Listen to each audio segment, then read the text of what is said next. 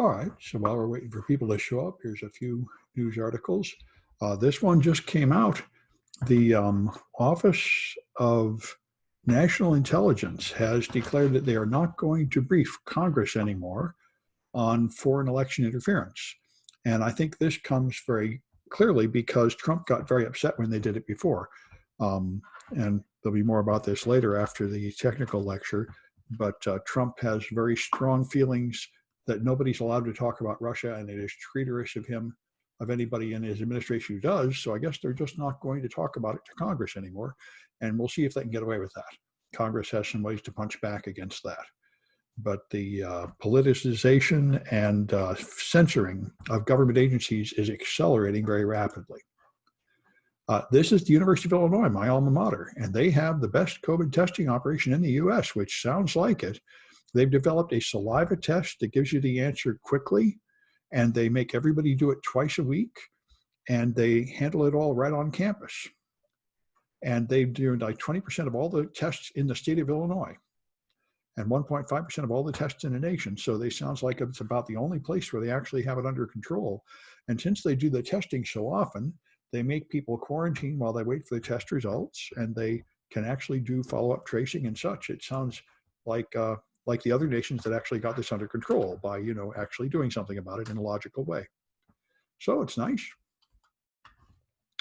All right, I managed to see this before somehow. Anyway, Pinterest has terminated their lease of a big building in San Francisco. And this, I think, reflects something we can expect, which is these big downtown office buildings are going to be sitting largely empty as people switch to remote work. And this is an article saying essentially that what Trump said is correct. And the reason we have such terrible fires in California now is that we have not been letting controlled fires clean out the brush. And by just having an excessive amount of fuel out there, we make the fires far too big when they come. And I've heard about this for decades. There was this, when I was a kid, they had this Smokey the Bear cartoon, and they pushed strongly that you had to stop forest fires. And about 2 or 3 decades later, they figured out that forest fires, in fact, are natural, and you ought to have some controlled amount of forest fires.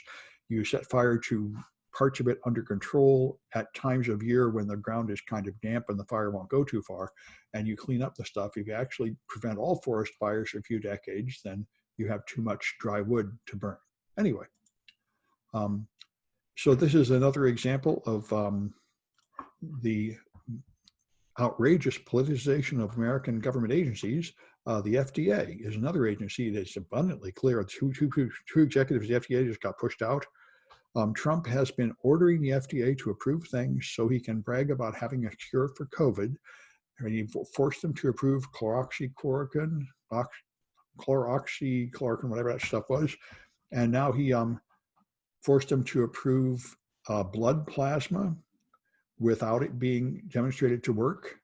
And now they've made another one. So it is remdesivir. So it is extremely clear that you cannot trust what the FDA says. They are being forced by orders from the president to tell lies, the kind of lies he tells you about treatment. So this is very bad because it affects funding of medical treatment, and other nations used to care what America said about things, although I think probably not that much anymore. And it also means that when they do come out with a vaccine, people are not going to believe him when he tells them to take the vaccine. And I guess I'm one of them too. I don't think I can trust any US government statement about medical matters anymore. So that's not good.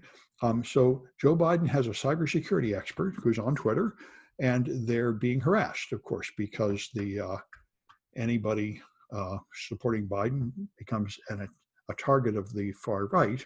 Jackie Singh is the expert, and people have been threatening her and finding her out of her location and doxing her and threatening to personally attack her and her kids, and Twitter won't do anything about it. Twitter does not care. This is what many, many people say. Twitter and Facebook, they can sue something that absolutely violates their terms of service, which say you can't do this, and they won't do anything. It's very, very common. It's not just that Trump can break the rules and get away with it. pretty much anybody can for a long time. Their enforcement of their regulations is extremely weak.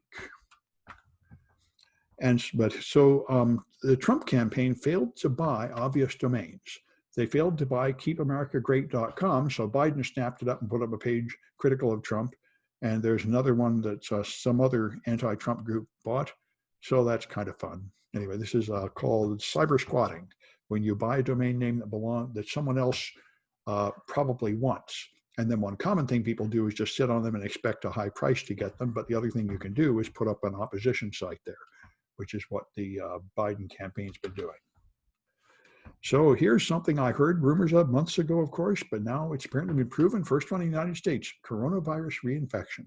This guy got the coronavirus and then recovered and then got another coronavirus because it does mutate. They got a different strain of it, and they were able to prove that he really got reinfected with a different strain. So that's pretty revolting. And it does sort of suggest that if you've had it, that doesn't mean you can't get it again.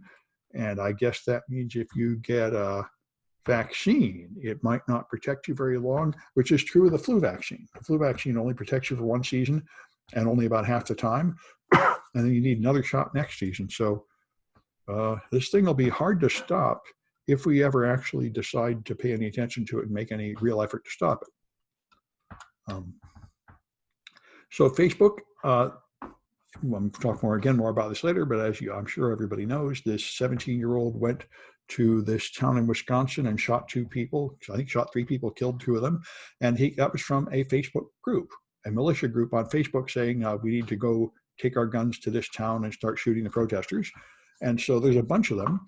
So after that, Facebook removed one and are trying to come up with an excuse. Zuckerberg posted a mea culpa video saying, oh yeah, there were like 500 people that reported that group and said we could take it down, but we ignored that. But really, we'll do better next time, which is what he's been saying for years.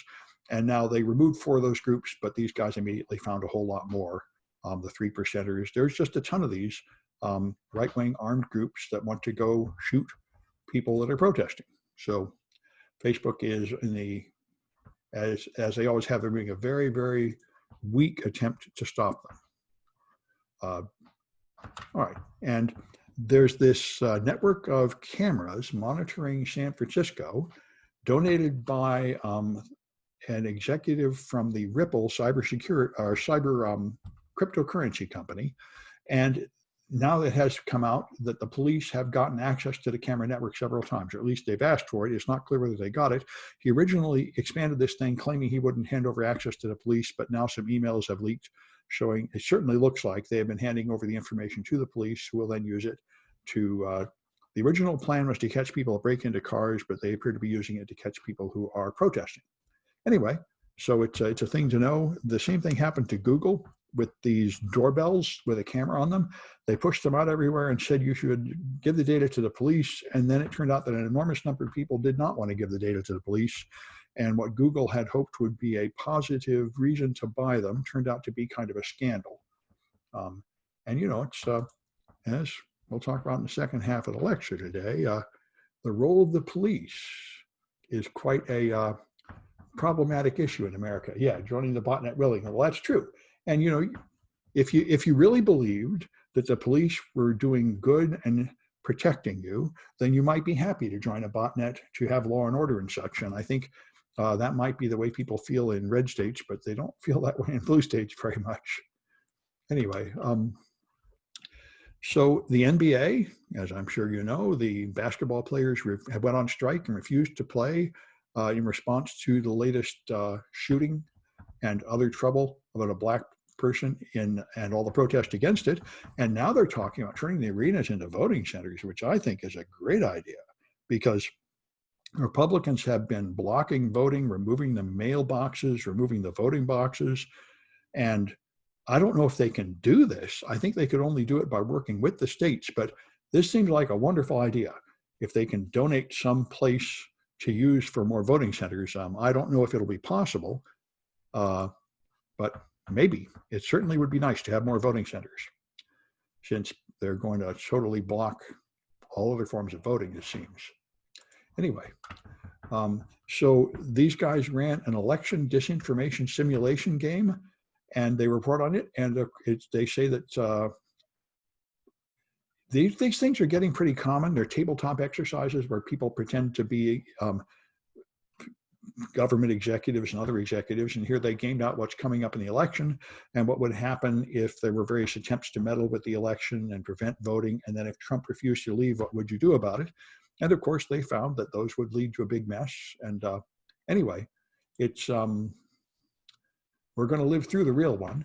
But and then the elections are one issue, but another big issue, which is far more common, of course, is companies get hacked. And these kind of simulation games really help you prepare for that, where you say, well, you find a virus on the machine, what do you do, whose job is it, who do you talk to? When you get an answer, then what do you do about it? And this is a very good preparation thing to make sure you're actually ready for when you do get hacked. So these things are really for sale, these ridiculous spacesuit looking things. These are supposed to be more comfortable than a mask. You wear this thing and it's got the air going through a filter, and people are saying this would be greater, friendlier, nicer. So $200. Apparently you can buy them now. Shipping mid-September. You can't get them yet. So anyway, if anybody gets one of those, I'd like to hear how they work. And there's an exploit out there which will let people email their files to you. You can make a link which loads the files with a special URL prefix and then sends it to you. So you should be able to like send a message and get people to click on this file thing, and then it will send that to you. So you do have to click on a funny looking link though, so there's a bit of social engineering involved. Anyway, let's see, it's now 10 after. So we can move on to the official stuff for the class. So we are here in 160, and we're down here finishing chapter 2, and then I've got a political talk, just like I've done before. All right, so let's start with this one, and let me try and make it pretty big. All right. So we're back. This is the rest of information security governance. So we covered these topics, and here's what we're going to have today. And you're really just learning terms and basic concepts of security governance. All right. So strategy is your long-term, large-scale plan to get somewhere. Tactics are the short-term techniques you use to accomplish minor sub-goals on the way to your strategic goals. So your strategy objectives are the desired future state and your plan of how to get there. You have risk management, where you try to determine what risks are available and you control the level of risk. And then you have delivery, where you would hopefully deliver some kind of value. And of course, it would be nice if you can measure your return on investment, how much it costs to do this and how much money we make doing it, and therefore whether it's worth doing. So you'd like to have resource optimization, where you efficiently use your staff and money to buy technology and money to pay external contractors and whatever else you're doing, and some measurement of performance. So you can see how well you were successful, and then integrate this into your processes. These are desirable goals. It's often very difficult to quantify these things, and you only achieve partially these goals. So there are a lot of control frameworks out there to try to help you. And my students who have graduated and got jobs in security say they wish they'd learned more about these things. These things are really in use, and each one of them is just sort of daunting at first, just a long list of things, but getting familiar with them is good. So COBIT came from ISACA, and this all these frameworks do essentially the same thing. They just list all the features of your security plan and try to organize a way to go through and decide how all the pieces work together and how to decide how good your pieces are and how to improve them. So they put it in 4 domains: plan and organize, which is your top management; then acquire and implement, which is rolling out whatever you are trying to build and put in; then deliver and support. You have to provide the technology to the users and support it, and then monitor and evaluate. At the end, they all have this general structure. You have planning at the start with general goals. Then you have some phases where you actually roll out this stuff and implement it, like your firewall, your log monitoring, whatever else. And then you have some measurement phase where you measure to see how well it has achieved your security goals. And then you have a feedback loop where from the measurement, you go back up and plan how to improve it. And that way you make a closed loop where you're continuously improving, or probably more fairly, what you're doing is keeping up with the world that changes around you. All right, so COBIT is another one. This one was intended for IT, not particularly for security. So it's got a lot of processes, but here's the security ones: risk optimization, managing risk, security, and resources, and monitoring, evaluating, and assessing compliance. So I say it's just another way to do the same thing. Here's an international one, ISO IEC 27000. This one is really big. It's expensive to achieve. It often takes companies a year or more to do it, but a lot of people require it for large contracts. So 27,000 compliance is a large compliance goal for a company. And once you do that, you get to play with the really big companies. It's quite respected. It has the organization, leadership, and planning. Then it's got support and operation of it, and then performance evaluation and improvement. They all have this general structure. And it's got a lot of controls. You have policies, you got human resource policies, asset management, cryptographic, physical, environmental, all the parts of policy are here. You got controls for your suppliers, which is a big thing, the supply chain risks these days, incident management, incident response, and business continuity. So you have to have all these things under your control. You have to have a plan of what you'll do if there's a security incident and what you'll do if any other disaster occurs, so you can have your business continue despite other disasters like earthquake and fire, the key personnel leaving, and so on. So here's another one, ISO IEC 385,000, another international standard. And here's another one, the IT Infrastructure Library, developed by the UK. And then there's HIPAA. Now, HIPAA was a specific regulation passed in America so that people could travel. The idea was you might go on a trip somewhere and get hit by a car, and when the ambulance picks you up, they won't be able to access your health records, so they won't know if you have medical conditions that would affect care. And they said all the medical records should be on computers so they can be portable from one location to another. But if that's true, then there's a concern of privacy. So this defines both how you're going to share the data and how you're going to protect the data. So it's got a bunch of safeguards. It is not very detailed about what you have to do, but you do have to have certain categories of controls in place, like encryption at rest and in transit. But the main thing that's affected me about HIPAA, I've reported a lot of medical apps for HIPAA violation, and they mostly told me the apps that end users see are not covered by HIPAA. The only entities covered by HIPAA are basically health insurance companies going to other companies. The end user is not covered, so it's perfectly fine for them to give you an app that sends your health data over the internet with no encryption. And I am not a lawyer. That might be true. I still think it's not a good idea, but in fact, the compliance officers do not care when I report violations like that. So then there's NIST, SP 800. It's a series of controls for federal information systems and organizations. This is extremely common. All the government agencies have to have this. And so anybody who has close ties with government agencies or sells to government agencies has to meet these standards too.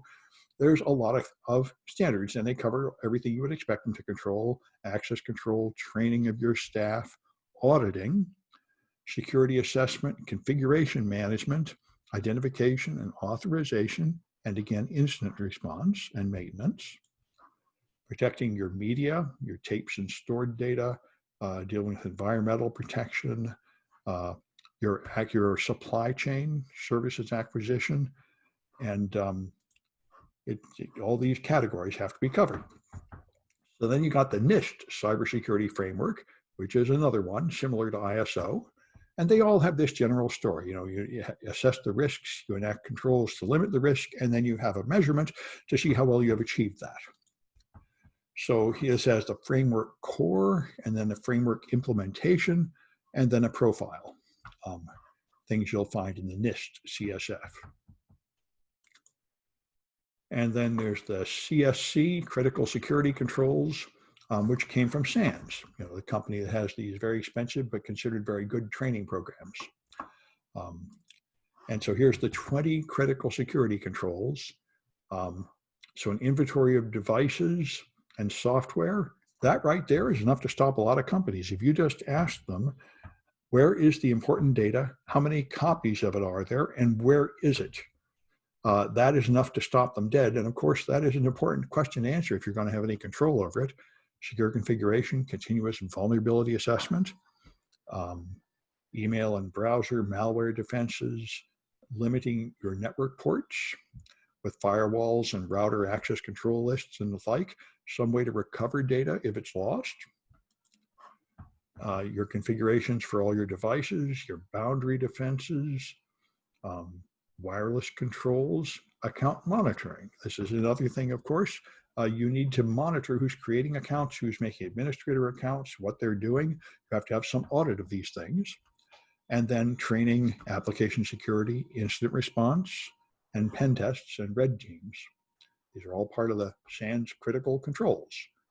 And then there's PCI-DSS, the payment card industry data security standard. This is not a government agency or a law. It is industry self-regulation. Because so many people got their credit card stolen, the credit card companies got together and made their own standards, and that's the PCI Standards Council. And it is arguably an incredible failure because we continue to have a ridiculous number of credit card breaches all the time. And there was some talk back in the Obama administration of actually having some federal standard replacing this because of all the breaches, but under Trump, that's lost steam. It's one of those many things. If the Democrats get in, you may expect perhaps more federal regulation here. But all federal cybersecurity regulation has pretty much been stalled for many years because the left and the right can't agree on it, which is true of almost everything in America now. Our government is pretty much paralyzed, but they really don't agree on the goal or the methods or anything of cybersecurity defenses. Like right now, they can't agree to do anything about Russian interference in our election because the right totally wants to just let that happen. And so the left wants it to happen, but they don't have enough power to ram it through. So here's the control objectives. You have to have a firewall. You have to change your default passwords, protect the data at rest, protect the data in motion, have malware defenses and secure systems, and limit things with need to know. This is called horizontal controls. Vertical controls are things like limited user, a regular user, administrator, domain administrator, and the horizontal controls are need to know. Even if you are the administrator, you don't get administrator access over every system, but only over systems that are in your area. And other systems over here at the same vertical level are still not accessible to you because you don't have a need to know. All right, restricting physical access, monitoring all resources. This is a really good idea. You have to have logs so that if you do lose the data, you have some way to track down what happened to it and which data was lost. And you have to test your processes. As I mentioned before, if you do a large number of credit card transactions, you have to have an external pen test and a security audit every year from a QSO, from a particular vendor on the list who will come in and from the outside test to make sure that you're up to the standards. All right, so let's try some Cahoots. We got 2B1. So one of my windows here. There. 2B1.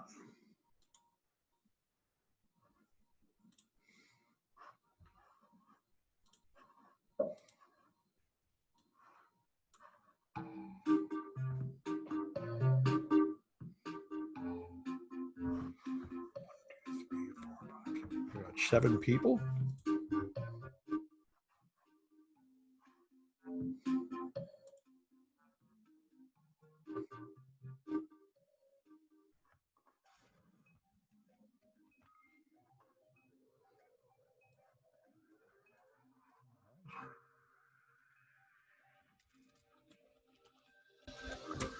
It's 8:29.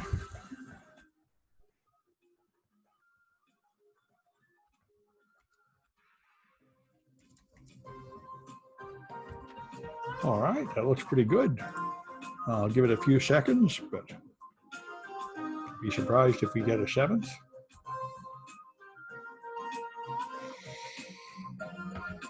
All right.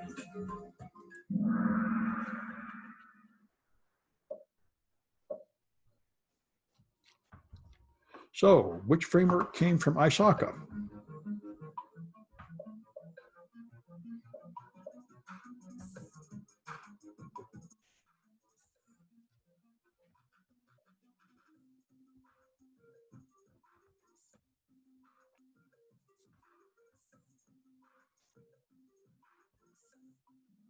Okay, that's COBIT.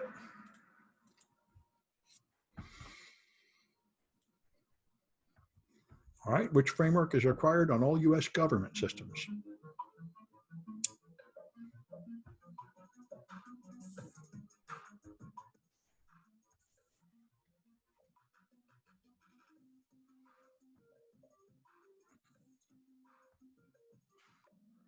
Okay, that's NIST, SP 800, good. All right.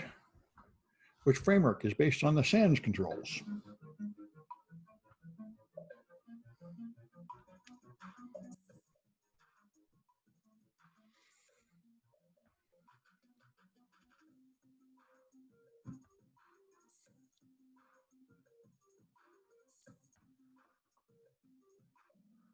That's the CIS 20, the 20 critical controls.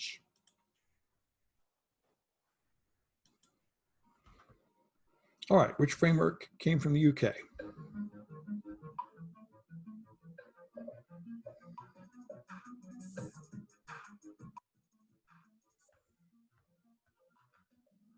ITIL, good. All right. So let's see down here. Okay, so V3 is Villet and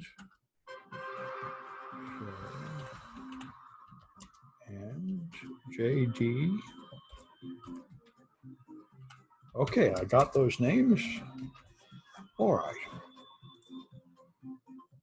And this reminds me, by the way, if there are people who are not officially enrolled but wish to participate, I put up the other servers. So you'll find it here in the quizzes section. There's a server for non-CCSF students that anybody can join if they want to take the quizzes, but they're not an official CCSF student. So anyway, all right. So risk objectives.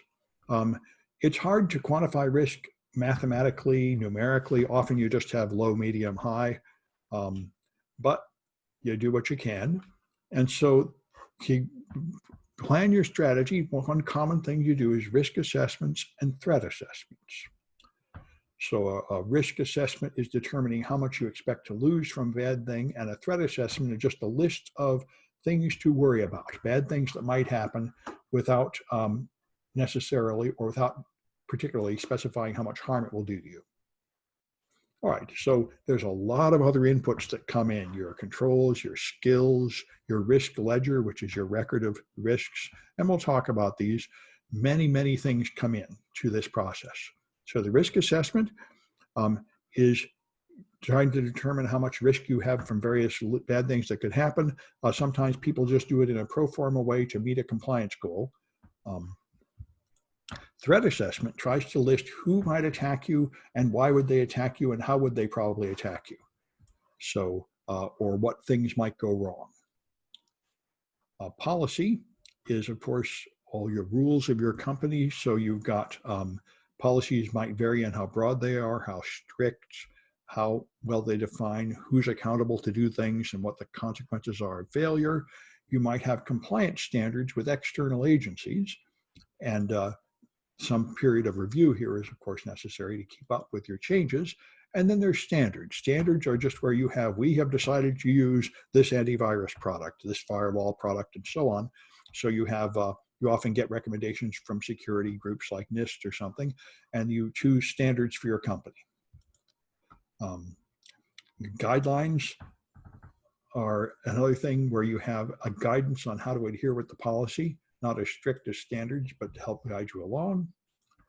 And you might have processes and maturity. By the way, up there, it is an important thing. These are all the things you might have, but only the largest and most secure company will have all this stuff. Smaller companies will just have part of it. So a lot of them just have policies and standards, and that's as far as they get. Like I mentioned last time, there was Twitter did not even have a chief security officer at all until they got hacked the first time, which is very common. You start with essentially no security, and as you get hurt over and over, you gradually increase your security posture. All right, so you got processes and procedures, which are documents that tell people what to do and measure if they've actually done it. And then you have architecture. This is a big issue at most companies. Most companies start as a startup. They have a founder and a couple of people that throw together stuff until they've made a product of some kind. Then they start selling it. Then they add more features. Then they start buying other companies and bolting it in until you've got a mess like the Frankenstein monster of all these things just sort of thrown together that aren't really working together very well. And then you have technical debt, which is now you can't really secure it. You can't really monitor it. You can't really control it. You can't really improve it because it's just a mess. And so you have a bunch of work to do just to organize what you've got in order to be able to continue to run your business. And a lot of people talk about this. The technical debt is a measurement of how much extra work you're going to have to do, which you're not going to get paid for directly. But sooner or later, you have to do it. And one, of course, very common point at which you do it is when you decide that you have to meet a compliance standard. Yeah, test was due yesterday. Yes, that's right. That's the way it always is, Anthony. The test comes before the lecture on that topic. That's right. That's by design. I found out that was better. It's a way to trick people into actually reading the chapter. Anyway, so the controls may just be on paper, but your controls should be owned by somebody. That means they're responsible for making sure these controls actually happen. And you have skills. So you can determine the tenure, how many years of experience your staff member have, behavioral properties, the disciplines they cover, and the technologies they know. And then you have metrics. This is how you measure the effectiveness of your controls. And I know we have to do this at the college now. It is kind of a pointless symbolic exercise, but we're supposed to be measuring how well the students learn things and determining how we're going to improve the classes to make them learn it better. In our case, our metrics are in fact very weak and meaningless, so it is a pointless symbolic exercise, and I think that's true of a lot of companies, but with time, it may evolve into something that's meaningful. All right, and so you've got vulnerability management, where you scan your servers and firewalls and everything to see if they're vulnerable, you categorize them, and then you have some kind of remediation, like patch management. Your risk ledger is your document where you keep track of all your risks and responses that you've done. If you don't even have a risk ledger, then you are not keeping any records of what you've done. And so that might indicate that you have no real plan for your security, or that all you do is meet a compliance standard and call that good enough. And both of those are, of course, a low maturity state. Vulnerability assessment indicates some degree of your maturity. And you might have insurance. A lot of people are buying cyber insurance. The most common case I hear of cyber insurance is they use it to pay ransomware, which is often blamed for the fact that almost everybody pays the ransom, which is kind of poor citizenship. But anyway, that's an issue. And if you do buy cyber insurance, people have to be very careful reading it because it often has exemptions where they don't really pay. All right, so you got to have your critical data. You have to know where it is and how it's used. Especially these days, your data is often put on cloud services that you may not be keeping track of. And it's also put on devices people take home. So those are serious concerns when you try to decide where is your data. A business impact analysis is an important part of business continuity and disaster recovery planning. This is where you decide how long could we do without certain parts of the business. Like you might need your website to be up all the time, but you probably don't need billing your customers to be up all the time. That could probably be down for a week and it wouldn't be the end of the world, and so on. So this is what you use to determine what processes to bring back first in the event of a disaster. You should have a log of all these security incidents, and the more mature you are, the more thorough and complete this will be. You will have records of what happened, and then you'll be able to use those to guide you in dealing with future security incidents. All right, and a lot of people are outsourcing more and more services. Their servers are on Amazon. They're using some cloud-based service like Sumo Logic for log monitoring and so on. So you have more and more third-party companies controlling your data, and that means all those third-party companies might lose it or do the wrong thing and fail to protect it or something. So you have, if you're going to outsource work, you also have to monitor and assess to see if they're doing it right, because you cannot outsource responsibility. That's an issue. And so you have to have audits, internal audits inside your company and audits externally. Looking in, you consider the scope of what you're going to measure, you get auditors, and then you determine it. And there's a certification related to this one. This class goes to the CISM certification. Another one is the CISA certification, where you become an auditor. And you just learn how to do this. They're both very important to the company. So you got culture. The people are what really matters. So if you have leadership that sets a good example and people feel accountable for what they do and they feel empowered to make decisions, then you have a strong culture that will maintain security. All right. And maturity is just an overall measure of your level of success in all these various parts of your security program. So we've got 2B2, which is here.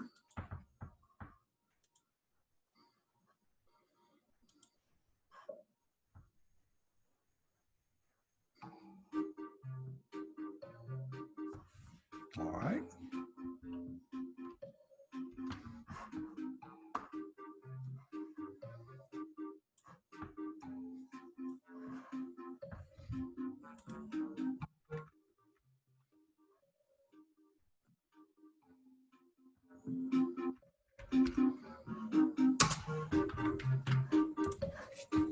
Oh, good. We're back up to 6. Good. 1, 2, 3, 4, 5, 6, 7. Okay, I think that's probably it. Oh, okay, good. All right. So, what process determines your maximum tolerable downtime?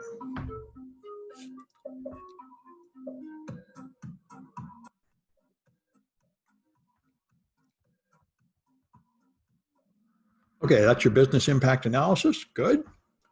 And got to move this out of my way. All right. All right. Which one of these comes in both internal and external versions?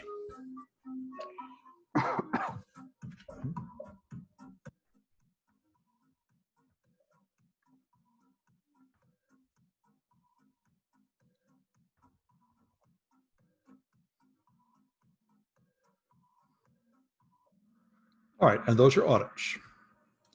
All right. Okay, which one would specify what brand of a product to use?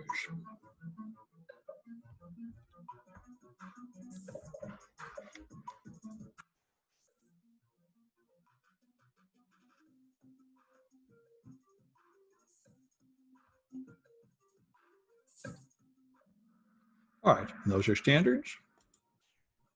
Your standard product. And which process focuses on external actors?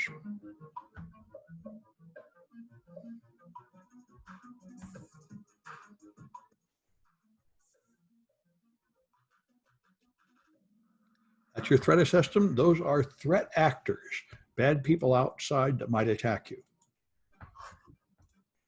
All right. Good, so that's Billy twice. And Vu.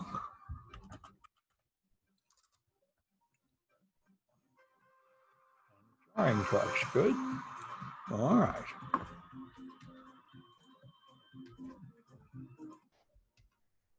All right, we got one more section of these. So developing your strategy. These are your objectives. You might want to improve your controls or incident visibility or response, reduce risks or costs, or increase the resiliency of your systems. These are all good strategic objectives. So you might choose things like developing and implementing a security incident event management system like Splunk, create an instant response or an awareness training program. Those are things, if you don't have them, that you might reasonably decide are your strategic goals. So you'll have objectives for improving capabilities, like to integrate these things together or link other programs together to tighten up your processes. And then you got gap assessments. So you have some desired state, you have some current state, and you define what is the gap between what we have and what we want. And now you can decide how to close the gap. So you have to consider your risk assessments and your audits and your metrics and so on to decide what you have and what you need to change. So you've got your risk treatment records to keep track of what you've done in the past And the third-party risk is a huge thing. The cloud services you're using and the vendors you're using and the supply chain for the software you're using. And then your other programs like your continuity and disaster recovery program. So you examine your program and you can decide how good the various parts of it are. Some of them may be out of date. Some of them may be just pretty much fake, where you have a minimum thing just so you can say you've got it. There's often a big issue of scope and politics. I know Microsoft used to have an enormous problem with this because they had this awful system called forced ranking, where people would have group teams of 10, and every quarter you had to fire one of your teams of 10. So people made little secret cadres to keep one project going, and they would never let the project end to make sure that their team could have high performance metrics and not get fired. So it's the kind of thing, that's turf, and internal politics are often a barrier to improving a security posture, and you have to work around that. Anyway, and there's always things that are not really done officially, but they're done in practice. Those are the things off the books and so on. So here's one form of analysis: strength, weakness, opportunity, and threats. You have helpful and harmful things, and you have internal and external things. So you have strengths and weaknesses internally, and outside you've got opportunities, external things that might help you, and threats are external things that might hurt you. So it's another way to just categorize information and events to help guide you. There are maturity models that are there to determine how mature your company is. So Carnegie Mellon made the capability maturity model, and that has levels like this. An initial process means you have some process in your company, but it's just done in an inconsistent way, and you don't measure how well it's done, and it's not always done the same way. Then you have a repeatable process where at least you do have some standard way of doing it that people stick to. Then beyond that, you might actually document it and have people write down what it should be doing. And then managed means you actually measure to make sure that it's meeting the right level of success, and optimizing is the highest level, where you measure the success and then you take the result of that measurement to go back and plan it to keep up with changes and to be improving. So level 5 is the most mature model, but they might not want to be the most mature in every part of your company. It's usually not worth it. You have to only do that for certain parts of your company processes that really justify that level of maturity. For most organizations, an intermediate level is good enough. And so you got a roadmap. This is your step to get somewhere. And here's an example. If you want to improve your identity and access management, then within a few months, you might do things like have failover for the identity management system and basic provisioning. And down here, you'd be developing your model. Then you might be adding things like auditing and role-based access control, and then eventually expand to full role-based access control and so on. This is what our college is going through. We have about 5 different systems that students use. It used to be like 8. Students had a different system for logging into the wireless and logging in locally. And the instructors had like 3 or 4 different systems. We were using 3 or 4 different email providers. And it was just a mess. And then they began to organize them. And they're gradually moving to where you have this one thing called a RAM ID, and that's all you need. And it is, a matter of years to move from just a mess of different systems to some kind of organized system. And of course, it requires updating things, but when you get there, it's a lot neater. For example, you don't have to have a whole lot of different password reset desks, resetting your password in all the different systems. So you got policy development, and all these standards are available for that, commonly based on frameworks. And controls. So you describe your controls. Each control has a scope, which is what part of your business operation is it implements, what part it affects, and then you have some kind of testing, and sometimes you have to add a new control. So there are control frameworks. Here's a few of them, like NIST 800. They're all quite similar. And so you have standards development. You define what to do with your policies. Standards define how you're going to do it. Policies are unspecific, but they don't change that often. Standards are very specific, but of course they change because people keep inventing new products, and you say, well, let's quit using the old product and move to this new product. So you have to develop your standards carefully. You have to make sure that you implement them successfully, and how you're going to automate it, how you're going to measure that everybody's using it, how you're going to reach all the systems, and so on. So you might have a protocol you use for data transfer, a particular vendor you stick with. One of the most common ones, of course, is you get a Microsoft domain controller. Everybody uses Windows. Everybody uses only the Microsoft everything. Microsoft email, Microsoft chat, Microsoft video conferencing. Just that way life is simple. You just stick with one vendor's product line, and all those products will interoperate with each other and be easier to maintain. Most people do choose a small number of programming languages and only use them at their company, and so on. So you may have other ones here like control frameworks. And so you want to find the undocumented processes and document them. And you have to develop standards and consistent development and review. Of course, you can only do this so much. Someplace in your company, you have a research and development team that is trying new things. And of course, those things are not standard yet. They're testing things, and only if they are successful and worth it do you make them a standard. Facebook, in particular, is famous for not bothering with any of this. Their whole philosophy is move fast and break things. You can just invent something and throw it out there, and you don't have to go through any of this approval process or anything, because we want to take away the friction and be agile. But most companies do not do that. Instead, they are careful and control and limit what changes you make. So you got your people should be defined. So job description, their policy documents, their roles and responsibilities. At small businesses, it's often very vague. I remember I worked for years at an escrow agency, and when I left and applied for jobs, I said, "What is my job title anyway?" And they said, "Oh, just make up any job title you think is best." Because at small companies, everybody just does everything. You do whatever's necessary, and it isn't really a clear defined role. But at larger corporations, you begin to define the role and say what credentials you should have, and it's all much more strict. So you got training and awareness. This is generally there to stop your employees from doing foolish things like clicking on phishing emails, and to keep them updated with your policies and rules. And so to enact any security change, you have to have a business case where you state the problem, you define what you want to change, how you're going to measure success, and then you can plan it. And what they would like, of course, is to have return on investment. They'd like to know how much it will cost and how much money it will make. You often can't really get that, but that would be the best. So you've got stated in business terms, and make sure it aligns with the organization.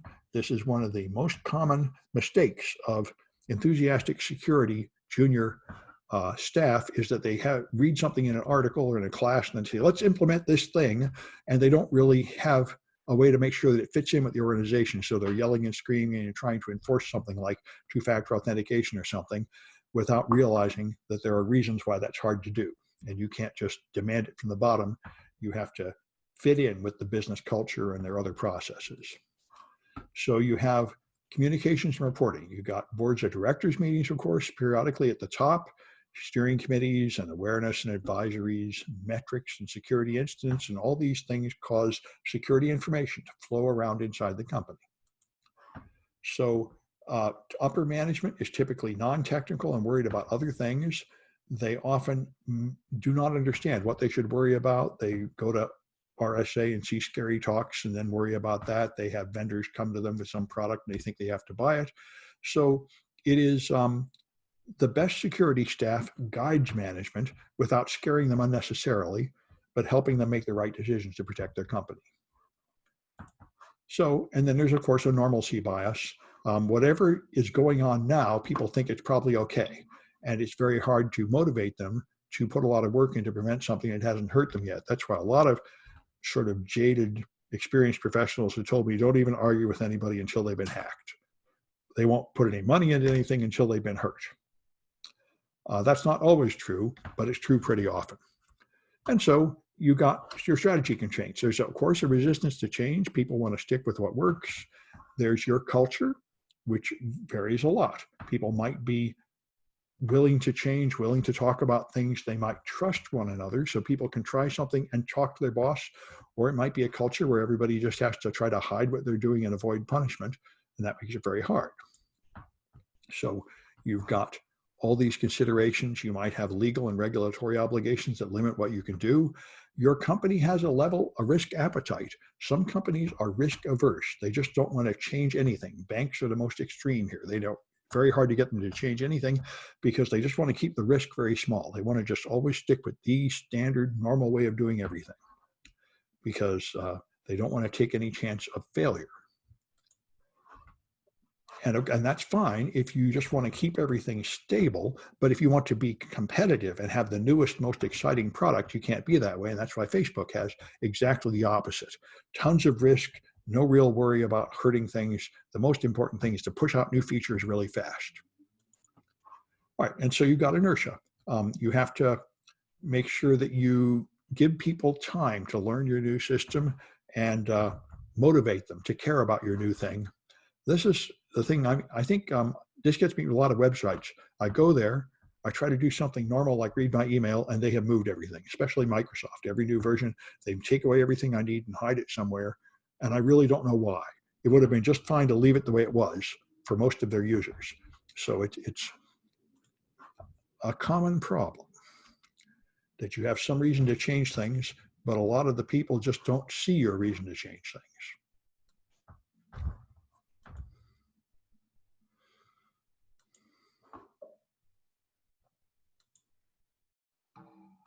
All right.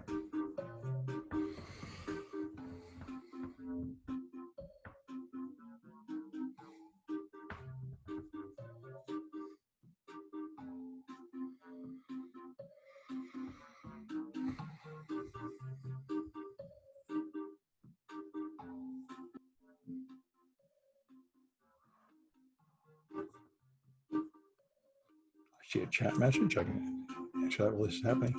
Yeah, okay.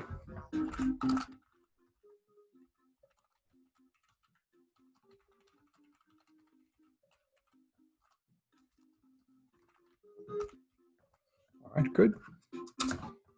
So, oh my, we're up to 7. Good. All right.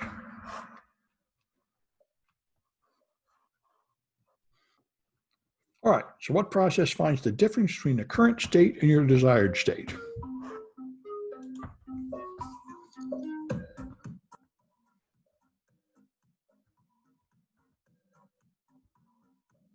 All right, that's gap assessment.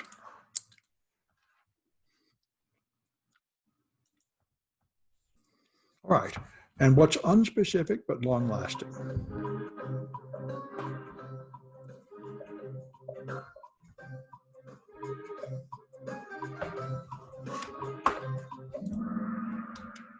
Sec.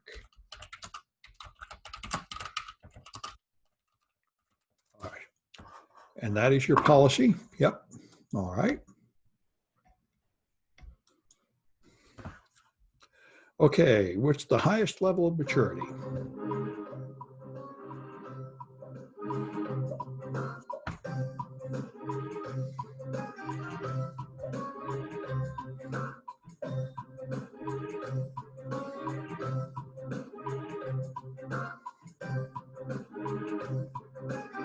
Okay, that's optimizing, where you have a whole loop where you define what you're doing, you do it, you measure how well it worked, and then you improve your processes. And that's the highest level, which may be too expensive to implement for everything, but for some business processes, you might want to achieve that level of maturity.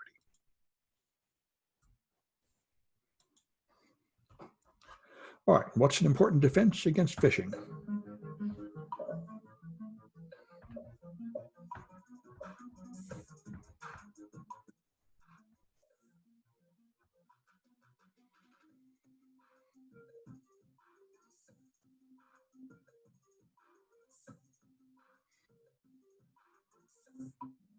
All right, training is your standard defense against phishing.